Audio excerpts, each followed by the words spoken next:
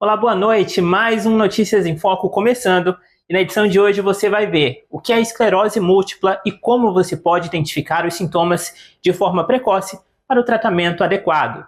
Há mais de 2 meses não chove em Porto Velho e o Rio Madeira registra o nível mais baixo em 57 anos.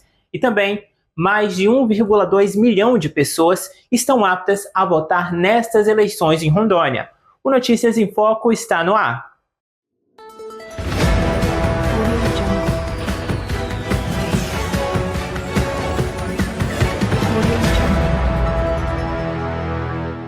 Você sabe o que é a esclerose múltipla?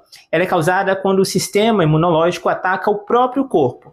Você vai saber agora como identificar os sintomas e onde procurar ajuda. Confira!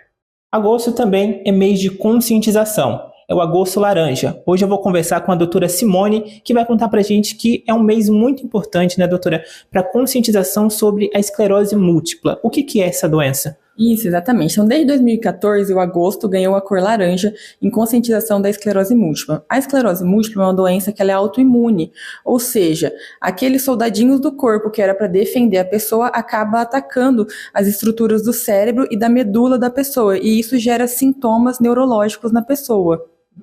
E doutora, como que eu faço para identificar essa doença, o aparecimento dos primeiros sintomas? Como é que funciona tudo isso? Esse ano a gente tem pegado bastante no pé, inclusive eu tenho falado bastante nas redes sociais sobre o atraso do diagnóstico. Por quê? Muitas pessoas associam esclerose com uma doença de pessoas mais velhas, de pessoas mais idosas, e na verdade não. A esclerose múltipla é uma doença de pessoas jovens. A média de idade do diagnóstico acontece entre os 18 e os 28 anos. Os principais sintomas são turvação visual, formigamento no corpo, desequilíbrio e urgência urinária. Então, aquela pessoa que tem um desequilíbrio, uma turvação, um formigamento, por isso que é chamada de esclerose múltipla, uma doença de múltiplos sintomas. Eu não tenho apenas um sintoma que define a doença. E hoje, doutora, o que seria o fator de risco dessa doença? Ela aparece em quais tipos de pessoa? Como que funciona tudo isso? Isso, as pessoas mais acometidas são mulheres brancas. Então, esse é o grupo principal que é acometido. A gente tem vários estudos em desenvolvimento que tentam entender o porquê que isso ocorre. E principalmente no Brasil, que a gente tem essa mistura, né, de raças, de pessoas, de tudo, essa característica não é tão marcada. Então, no Brasil, essa característica não é tão marcada, mas a gente sabe que o grupo mais acometido são as mulheres jovens. E isso, essa questão do Brasil de ser um país muito misturado, ele acaba ainda piorando a situação do atraso do diagnóstico. Por quê? Eu costumo dizer que tem alguns fatores que atrasam o diagnóstico. Então, a pessoa achar que esclerose é uma doença de mais velho, de pessoas mais velhas, sendo que não é. Aquela pessoa que tem uma tontura, um desequilíbrio. Na verdade, a pessoa descreve como tontura, né? Mas quando você examina, é um desequilíbrio. E aí ela acaba colocando isso como uma labirintite, quando o quadro de tontura do ouvido, sendo que não é. E aquela pessoa que tem um formigamento, mas ela ainda acaba indo no ortopedista, achando que é uma causa ortopédica, alguma lesão de coluna, e na verdade em si, quando a gente vai ver, não é uma lesão de coluna lombar, nada disso, ou uma artralgia, nada disso, é uma lesão da medula, da parte interna da coluna. Outro motivo que acaba atrasando o diagnóstico é que as pessoas às vezes têm a turvação visual, que é o primeiro sintoma, acho que a grande maioria das pessoas começam com sintomas visuais, ela vai no oftalmologista, o oftalmologista fala que não é no olho o problema em si, que ela deve procurar um neurologista, mas acaba passando ali o tempo, ela não procura o neurologista, e aí quando vem uma lesão mais acentuada. Então esses são os fatores que acabam atrasando o diagnóstico. E hoje, doutora, a esclerose múltipla, ela tem cura? Hoje a esclerose múltipla ainda não tem cura, mas ela tem tratamento. Então, por isso que é muito importante a questão do diagnóstico precoce. Por quê? Quando você faz o diagnóstico precoce e você identifica, conclui o diagnóstico, você tem como começar a medicação e tentar evitar com que essa doença progrida e com que essa pessoa evolua com lesões ao longo do tempo. A marca da esclerose múltipla é a mancha branca na ressonância. Então, são vários pontos de manchas brancas, que são as lesões inflamatórias, e o medicamento ele tenta evitar com que essas lesões aumentem, com que essas lesões inflamem. No SUS, hoje, a gente tem tratamento e a maioria das medicações está disponível no SUS. Então, a gente bate muito na tecla da questão do diagnóstico, de iniciar o tratamento precoce, porque é, sim, uma doença que, apesar de não ter cura, ela tem tratamento. E com esse tratamento, a pessoa consegue garantir uma qualidade de vida maior? Isso, exatamente. Então, o tratamento ele evita com que, ao longo do tempo, acumule novas lesões e essa pessoa estabilize a doença da pessoa. Eu sempre falo, tento falar para as pessoas que a pessoa não é só a doença, né? A doença é um paralelo na vida da pessoa, só que a gente tem que controlar porque é uma doença que ela é crônica, é uma doença que não tem cura e é uma doença que é progressiva. Então, quanto mais cedo a gente instituir o tratamento, menos dificuldades ao longo da vida essa pessoa vai ter. Então, identifiquei algum sinal, procuro primeiro um neurologista que vai saber me indicar mais ou menos o tratamento ou se trata ou não de uma esclerose múltipla. Isso, exatamente. Então, o que acontece? Se você tem formigamento, se você teve episódios de turvação visual, de visão dupla, de visão borrada, formigamentos espalhados pelo corpo, principalmente se você é jovem, procure um neurologista, porque tem que ser feita a investigação da esclerose múltipla. E ainda a gente tem uma doença que é prima dela, que se chama neuromielite óptica, que é até um pouco mais grave que a esclerose múltipla. A neuromielite óptica é uma prima da esclerose múltipla, que ela tem surtos que são inflamações gravíssimas e que a gente precisa fazer esse diagnóstico diferencial para a gente instituir o tratamento também, seja da esclerose múltipla ou seja da neuromielite óptica. E doutora, de onde que vem essa doença? Tem alguma explicação de como que ela surge? Tem sim. Então, os soldadinhos do nosso corpo, esses anticorpos que eram para defender a gente, que defendem a gente de micro-organismos, de bactérias, de vírus, eles têm uma modulação errônea e aí eles sobem para dentro do cérebro, para dentro do sistema nervoso e começa a atacar a estrutura do neurônio, que é a célula nervosa. E aí, esse fio, esse neurônio, que é como se fosse um fio, que ele é encapado, que ele é protegido, a inflamação começa como se fosse destruir esse neurônio, e aí passa a ter os sintomas que a pessoa tem, de turbação visual, de formigamento, de desequilíbrio, de urgência urinária, às vezes de lentificação mental também. Perfeito, muito obrigado, viu, doutor? Então tá aí para você. Se identificou com algum desses sintomas? Não deixe de procurar ajuda médica.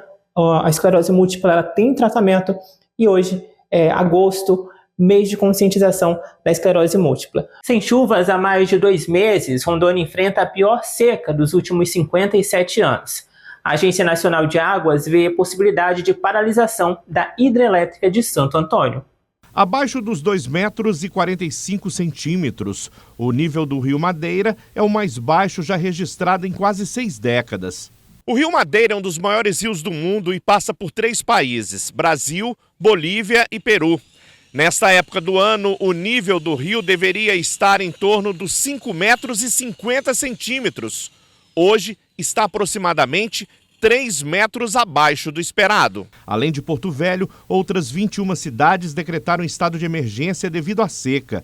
E cerca de 7 rios apresentam níveis considerados abaixo da cota média e próximos da mínima histórica para a época do ano. Famílias ribeirinhas já estão tendo dificuldade em conseguir água de qualidade. De imediato, numa ação que antecede a distribuição de água, então agora nós estamos distribuindo hipoclorito de sódio para que as comunidades onde ainda tenham poços com a água, que o nível está baixando, então baixando, começa a vir uma água um pouco mais suja, então nós estamos lá distribuindo hipoclorito de sódio para que essas águas sejam tratadas e ficam apropriadas para o consumo. No início desta semana, a Agência Nacional de Águas e Saneamento declarou situação crítica de escassez de recursos hídricos no Rio Madeira até o dia 30 de novembro, além de admitir a possibilidade de paralisação da hidrelétrica de Santo Antônio, que fornece energia para todas as regiões do país.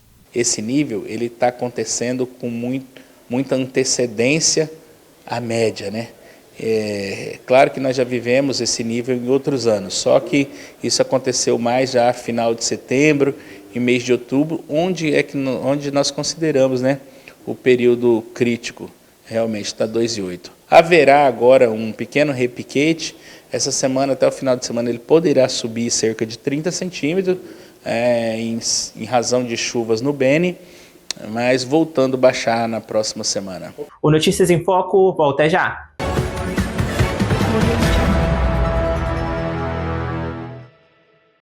Para você, o que é vencer? Para o Pedro, vencer é aprender a profissão que sempre sonhou. Para o Gilson, vencer é poder pôr comida no prato da família. Para a Marta, é ter como empreender e deixar suas clientes ainda mais bonitas. Para o governo do estado, é preparar as pessoas com capacitação e apoio para realizar os seus sonhos. Programa Vencer, transformando vidas. Rondônia, Governo do Estado. Em um ano, já foram quase 60 milhões de reais em emendas que os deputados estaduais destinaram para a saúde, educação, agricultura e outras áreas importantes. Na Alero, o cidadão tem vez e voz. Acompanha tudo o que acontece lado a lado dos deputados, fazendo a Casa de Leis virar referência em transparência pública. Estamos cada vez mais fortes na defesa do rondoniense. Assembleia Legislativa de Rondônia.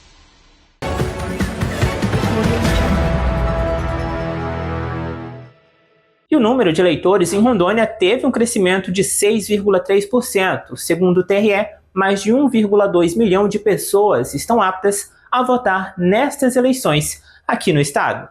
Em outubro deste ano, eleitores de todo o país vão às urnas para escolherem seus prefeitos e vereadores. Aqui em Rondônia, mais de 1.200.000 pessoas estão aptas a votar nestas eleições.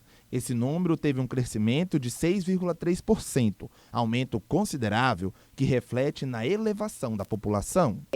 Certamente, se esse eleitorado aumentou, é um indicativo de que a população também tenha aumentado no estado, né? Nós tivemos nas últimas eleições de 2020 para cá um acréscimo de mais de 70 mil eleitores. É um acréscimo muito grande. Neste pleito, 76 mil novos eleitores estão aptos a votar. Apesar deste crescimento, o perfil do eleitorado rondoniense continua sendo dominado pelas mulheres, representando 51% do total. Isso afirma mais a necessidade de políticas públicas, principalmente políticas públicas no setor público, que fomente, que possibilite que as mulheres sejam representadas por mulheres.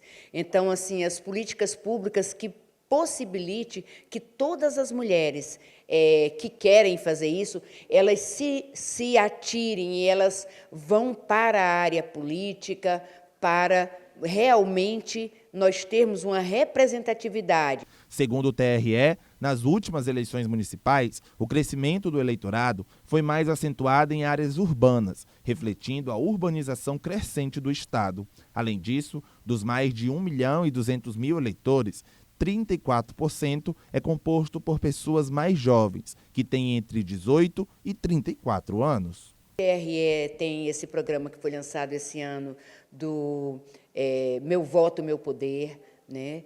E veio muito em cima e tivemos o fechamento de cadastro, mas mesmo assim esse projeto mostrou a efetividade, porque se conseguiu realizar ainda muitas regularizações de título eleitoral, ou seja, de pessoa que já estava na justiça, já era eleitor, mas que estava com alguma pendência e estava irregular como eleitor, então ele não estava como eleitor apto a votar. Neste ano, as eleições municipais ocorrem no dia 6 de outubro. Em cidades que tiverem segundo turno, o dia da votação será o dia 27 do mesmo mês. O seu voto é muitíssimo importante, não só para você estar regular com a justiça eleitoral, enfim, não só isso, mas para a evolução e o crescimento da sua comunidade, de onde você mora. Para que você, quando aparece um determinado local com um eleitorado considerável, esse local, essa cidade, esse município, passa a ser mais contemplado com políticas públicas, que vêm daqueles representantes que nós elegemos para ser o vereador, o prefeito da cidade e assim por diante. Agora em setembro ocorre em todo o país o Circuito Sesc. Em Vilhena, o evento no novo formato será realizado pela primeira vez. Antes acontecia em formato de mini maratona. Saiba agora como participar. Olha só, no mês que vem aqui em Vilhena tem o Circuito Sesc, por isso hoje eu estou aqui na unidade de Vilhena. A gente vai conversar com a Karina, que vai contar pra gente o que é o Circuito Sesc. Karina.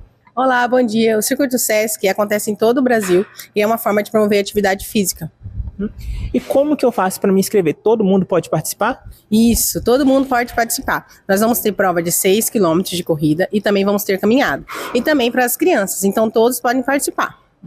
E as inscrições vão até que dia? Como que eu sei esse prazo aí? Isso, são 200 vagas. Então, vamos correr, vamos dar tempo aí para todo mundo se inscrever, então tem que vir fazer logo.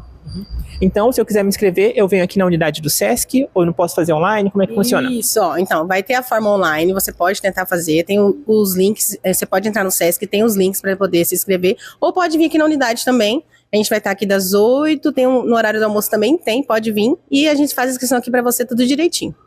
São cerca, então, de 200 vagas. Terminou essas vagas, encerra as inscrições. Isso, então como são já as 200 vagas, a gente vai tentar preencher essas 200 vagas, depois não vai ter mais. Então, assim, vamos correr, vamos tentar, vamos lá, promover essa atividade física, né, fazer uma vida saudável.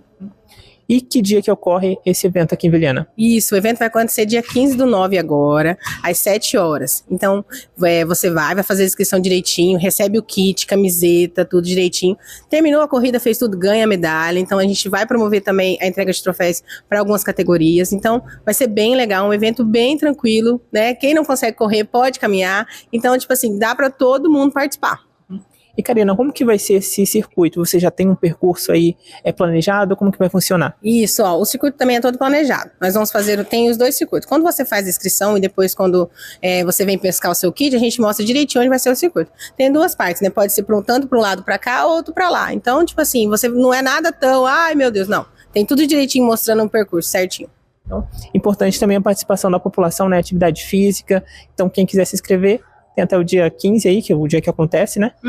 Isso, aí é assim, é um evento para todo mundo. Então você pode vir você, o maridão, a esposa, a avó, todo mundo e até as crianças, porque tem tanto a caminhada, a corrida e também tem a corridinha para as crianças. Muito legal, viu, Karina? Muito obrigado. Então tá aí feito o convite para você. Se inscreva no Circuito Sesc, ocorre no mês que vem aqui em Vilhena, no dia 15 de setembro. Se você quiser se inscrever, pode fazer online, também pode vir aqui na unidade do Sesc de Vilhena, que fica na Avenida Sabino Bezerra de Queiroz, com imagens de Nicolau Júnior e Herberson Pimentel, para o jornalismo do SGC.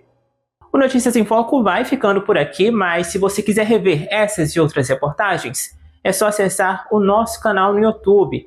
A gente tem encontro marcado amanhã, neste mesmo horário, e eu espero você. Até lá!